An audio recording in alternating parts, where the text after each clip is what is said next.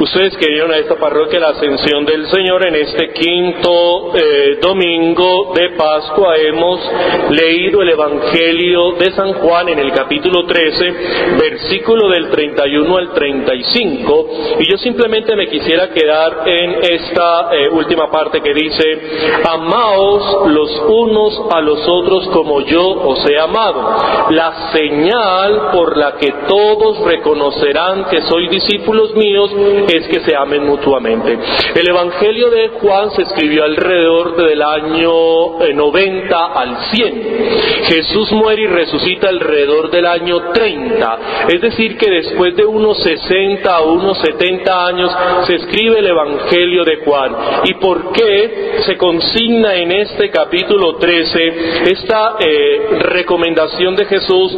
La señal para que reconozcan que son discípulos míos es que se amen mutuamente. Seguramente es porque la comunidad de Juan está resultando gente que quiere dominar, que quiere tener poder, que quiere tener como los destinos de la comunidad, y que esto le dé prestigio, que eso le dé cierto mando dentro de la comunidad. Recuerden que ellos ya están caminando sin los apóstoles, solo tienen la memoria de los apóstoles a través de la tradición oral, a través de la tradición celebrativa, y están saliendo, como siempre sucede en las sociedades humanas, personas que son líderes y que quieren determinar y mandar sobre las otras personas, y eso se está presentando, parece ser, en la comunidad de San Juan. Por eso dice: ámense mutuamente como yo os amé. ¿Y cómo nos amó Jesús? Ahí tendríamos que ingresar, y lo pueden hacer ahora si de pronto tienen su tiempito en la casa, San Juan capítulo 13 versículo 1 y siguiente. ¿Se acuerdan ustedes que Jesús se quitó el manto, se puso una toalla y empezó a lavarle los pies a sus discípulos? Si usted mira esa tarea era de esclavos. Esclavos es en griego ho, doulos, dulu, esclavo. Y si usted estudia en el contexto de la esclavitud en el mundo greco-romano, usted descubre que un esclavo ni siquiera era humano. Según Aristóteles, el esclavo es una herramienta viva, no es persona. Después fue el cristianismo que más adelante le quitó ese nombre de esclavo y lo puso servus servi, que así se dice en latín, es siervo, que tiene unas características de persona, con una identidad diferente a lo que tenía la cultura grecorromana de lo que era un esclavo. ¿Qué está diciendo el Evangelio de San Juan? El que quiera mandar, el que quiera ser respetado con autoridad, haga lo que hizo el Señor. ¿Y qué hizo el Señor? Le lavó los pies a sus discípulos como un esclavo. Eso es muy impactante. ¿Por qué? Porque esta gente a la cual se le está dirigiendo San Juan, seguramente en sus casas tenían esclavos. ¿Y cómo me va a decir que mi Dios, que mi Señor, el que se encarna a través de la Virgen, que muere en una cruz y resucita, se asemeja a un ser que ni siquiera es persona? Eso es muy impactante. Muy impactante. Le dice: sea como el esclavo. Si quieres servir, tienes que asumir un rol de esclavo. Eso es impactante, porque ellos tenían una concepción completamente distinta de lo que es un esclavo. Y se le invita entonces a que el que quiera servir, que sirva con generosidad, sin esos propósitos del poder, de tener prestigio, de querer dominar y mandar a los demás. La iglesia siguió caminando. Estos problemas no terminaron en la iglesia. Usted sabe que llega un momento importante en la iglesia se convierte en la única institución en lo que se generó en la caída del Imperio Romano. La iglesia empieza a sostener la cultura occidental, a través de eso pues ella adquiere una serie de poderes, empieza a tener la corrupción, empiezan muchas personas a ingresar a la iglesia no porque estuvieran convencidos por el cristianismo, sino que eso les daba estatus, poder, prestigio, dinero. Y eso se metió a la iglesia, y donde se ha ido lentamente desmontando, también por las realidades históricas que nos ha tocado vivir, se ha ido desmontando estos vicios que la iglesia fue tomando lentamente, y hoy siglo XXI, tenemos en la iglesia dos realidades. Teóricamente, la iglesia se concibe como una comunidad. Yo quisiera que ustedes leyeran la constitución dogmática de la Lumen Gentium. Lumen luminis, así se dice luz en latín, claro que también se puede decir luz lucis, pero en este caso utilizaron lumen luminis, significa luz, y gentis, que significa pueblo, y gentium es el genitivo, es decir, el posesivo del pueblo. Entonces ellos en el Concilio Vaticano II colocaron: la iglesia es la luz de los pueblos. Tiene 51 numerales, muy cortico. Léase por favor eso en el Concilio Vaticano II, y usted se va a encontrar que la iglesia a sí misma se percibe como una comunidad jerarquizada. Es decir, hay una comunidad, pero todos nos cumplimos las mismas funciones. Hay unos que son obispos, otros presbíteros, otros diáconos, y los laicos, como son ustedes, que son sacerdotes, que conforman, o su tarea es ir a evangelizar la secularidad, el mundo común y corriente. Entonces, esas funciones cada uno lo tiene que cumplir, pero todos nos tenemos que sentir pueblo de Dios, todos nos tenemos que sentir hijos de Dios, todos tenemos la corresponsabilidad de construir la iglesia dependiendo del oficio que desempeñe, o bien como sacerdote jerárquico, o bien como sacerdote laico. Y la otra realidad de la iglesia, esta es la realidad teórica, pero hay una realidad en la iglesia que es práctica, y en la práctica lo que nosotros vemos en la iglesia es que la iglesia actúa monárquica, mientras que en la teoría la iglesia es una comunidad. En la práctica la iglesia actúa como una monarquía, manda uno y el resto obedece. Eso es una monarquía.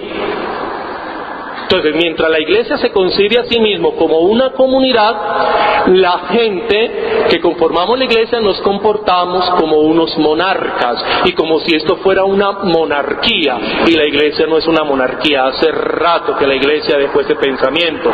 La iglesia es una comunidad, pero hay gente que se comporta todavía hoy como si la iglesia fuera una monarquía.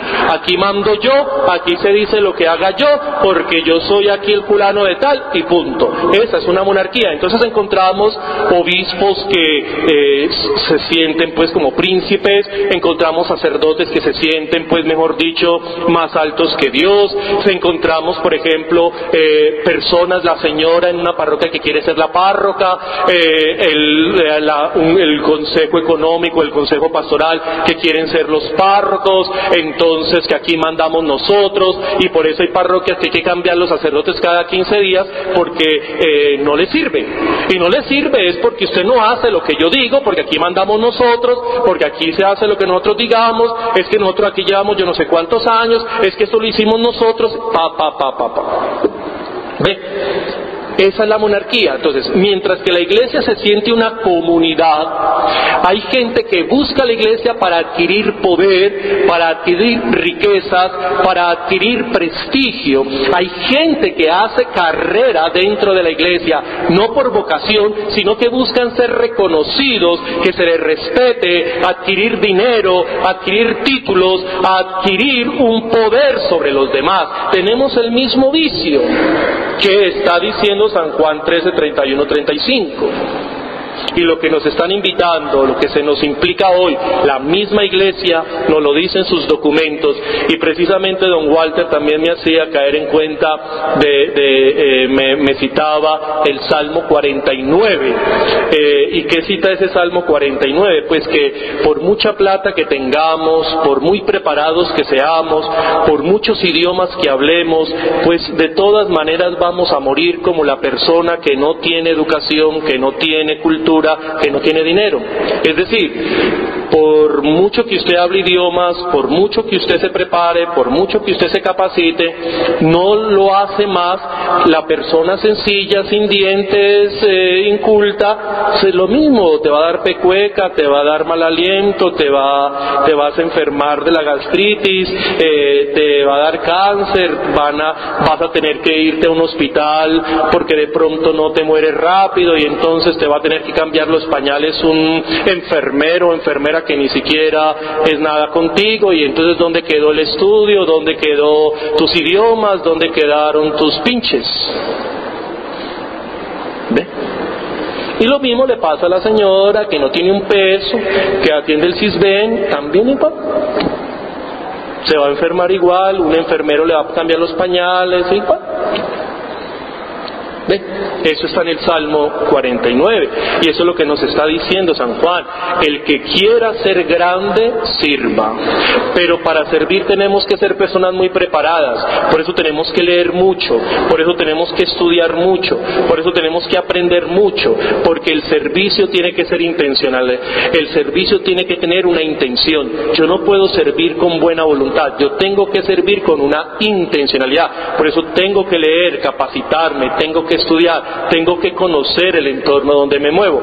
Y eso es lo que ustedes, laicos, sacerdotes, ustedes que son laicos sacerdotes, tienen que pellizcarse.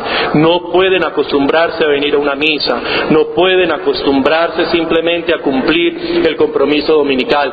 Tienen que prepararse, tienen que estudiar. Lean por favor el catecismo en el numeral 748 al numeral 933. Ahí aparece, por ejemplo, todo lo que la Iglesia se concibe a sí misma en el catecismo.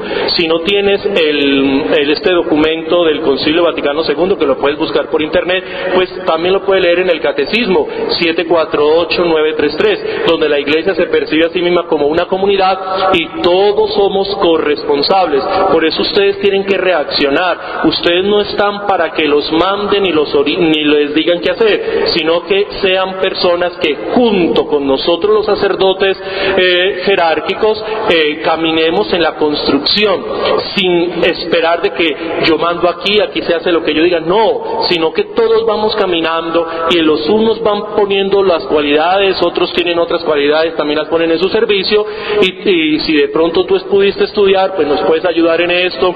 De pronto tú no estudiaste, pero tienes la capacidad de la disponibilidad del tiempo, la disponibilidad de escuchar, la disponibilidad de atender, es decir, unas cosas maravillosas. Entonces juntamos todo eso y vamos construyendo el reino de Dios. Pero hay que estudiar, hay que saber qué me toca, qué responsabilidades tengo, qué ocupación tengo yo en la iglesia, porque eso no es entrar aquí mando y mandaron a la señora por allá a hacer un cursito de media petaca por allá, entonces ya se cree la super teóloga, entonces mejor dicho ya nadie le puede decir nada porque ya hizo un curso por allá quién sabe dónde, y entonces ya se cree la super teóloga. Y eso está pasando hoy. Eso está pasando hoy, que todo el mundo quiere poder, quiere sobresalir, quiere dominar, y el Evangelio nos dice: sí, usted quiere sobresalir, hágale como hizo Jesús, conviértase en esclavo, conviértase en nadie y sírvale a los demás simplemente por amor a Dios. Ahí está. Pero el orgullo, el interés, nuestra realidad, eso nos pone a tambalear.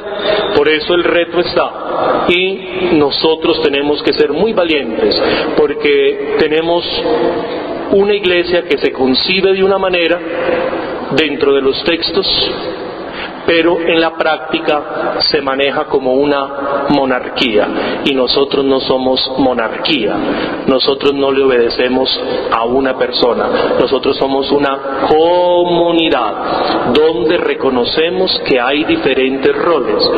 Hay que respetar al obispo, hay que respetar al sacerdote, hay que respetar al diácono y hay que respetar a los sacerdotes laicos, y cada uno cumpla su tarea sin ser más que nadie. Por mucho que usted sepa, no eres nadie más que lo que eres. Por eso termino con esto, con esas palabras del Señor que dijo: cumplan su tarea como un siervo inútil. Simplemente cuando llegues al reino de los cielos, Él te dirá: siéntate a mi derecha, y tú simplemente simplemente hiciste lo que tenías que hacer. Eso es un gran reto para un mundo de hoy en donde nos desafía, donde se buscan los títulos, protagonismo, poder, y Jesús nos sigue diciendo hoy, ese no es el camino. El Señor esté con vosotros.